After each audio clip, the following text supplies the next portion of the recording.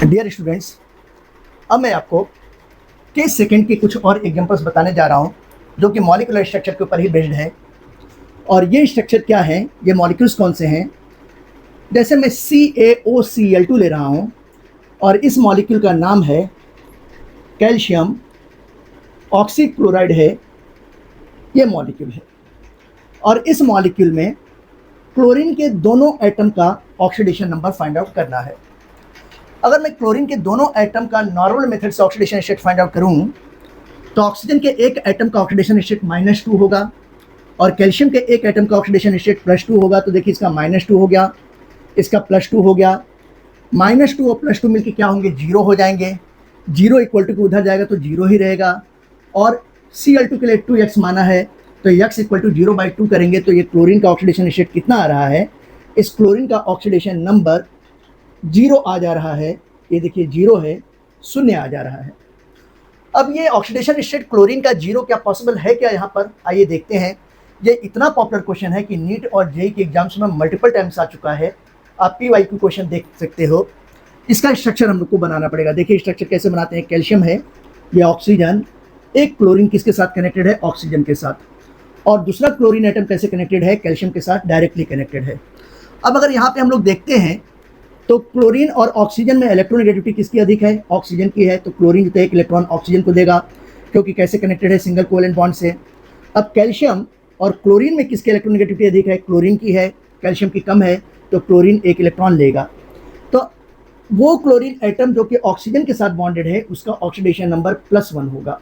और वो chlorine atom जो कैल्शियम के साथ बॉन्डेड है वो एक इलेक्ट्रॉन ले रहा है, इसलिए इसका कितना होगा, -1 होगा। तो हमारा आंसर क्या हो जाएगा, आंसर ये होगा कि वह क्लोरीन एटम जो ऑक्सीजन के साथ बॉन्डेड है उसका ऑक्सीडेशन नंबर +1 हुआ और वह क्लोरीन एटम जो कि कैल्शियम से कनेक्टेड है उसका ऑक्सीडेशन नंबर -1 हुआ। तो फिर ये 0 क्या आ रहा था, ये 0 एवरेज ऑक्सीडेशन नंबर था। अगर मैं एवरेज ऑक्सीडेशन नंबर क्लोरीन का निकालना चाहूँ तो क्लोरीन का एक एटम वो है जिसका ऑक्सीडेशन नंबर +1 है। क्लोरीन का एक दूसरा एटम ऐसा है जिसका -1 है। ये देखिए यहाँ पे एक एटम ऐसा है जिसका -1 हुआ। टोटल 2 एटम्स हैं, ये 2 हो गया।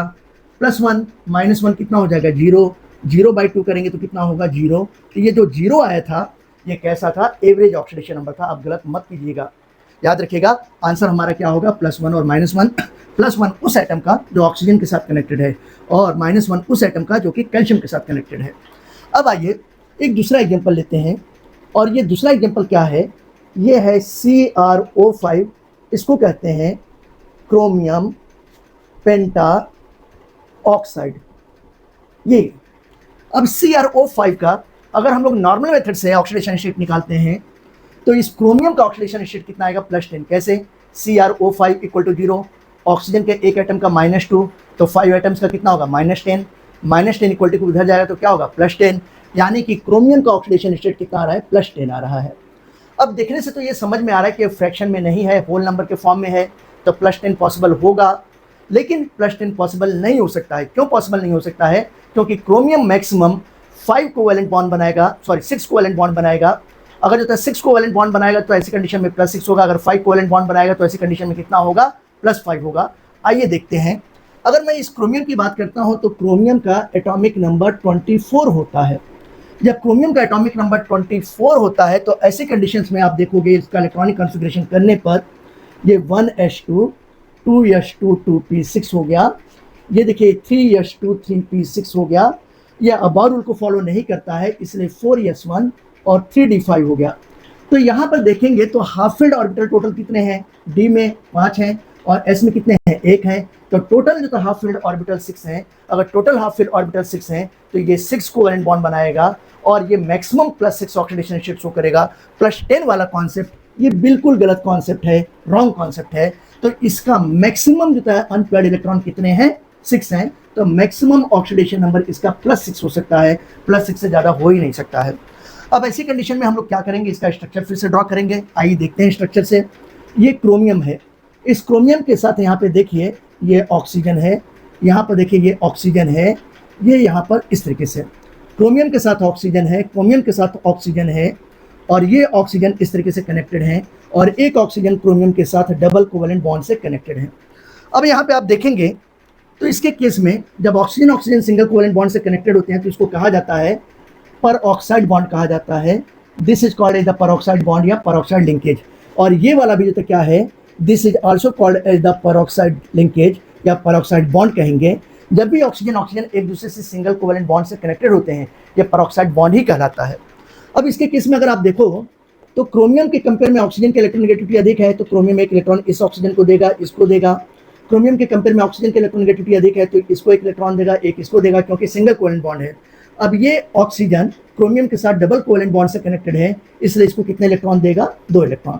तो जब मैं इस क्रोमियम की बात करने जा रहा हूं तो ये क्रोमियम आप देखो कितने जो इलेक्ट्रॉन दे रहा है, 1 1 1 1 4 ऐसे इलेक्ट्रॉन दे रहा है।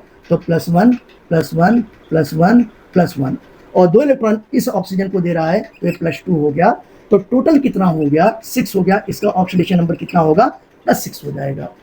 अब ये देखिए, याद रखिएगा कि इसका कैसा होगा, +6। मैंने आपको क्या बोला था कि मैक्सिमम +6 होगा। इस कंडीशन को फॉलो कर रहा है, यानी कि हमारा आंसर, करेक्ट आंसर जो क्या हो गया, ये +6 ही जो करेक्ट आंसर हुआ। ये मॉलिक्यूल बहुत ही पॉपुलर मॉलिक्यूल है, नीट जे एग्जाम में मल्टीपल टाइम्स आ चुका है। यहाँ पे इस शेप को कहा जाता है, इसको कहते हैं, याद रखिएगा, बटरफ्लाई शेप कहा जाता है। ये बहुत ही पॉपुलर मॉलिक्यूल है। इस तरीके से ये केसेज आपको समझ में आए होंगे। कुछ दूसरे केसेज के लिए आप मेरा नेक्स्ट वीडियो देखिए। Thank you for watching my video. ऐसे ही इन्फॉर्मेशन के लिए आप मुझसे कनेक्टेड रहिए। Thank you.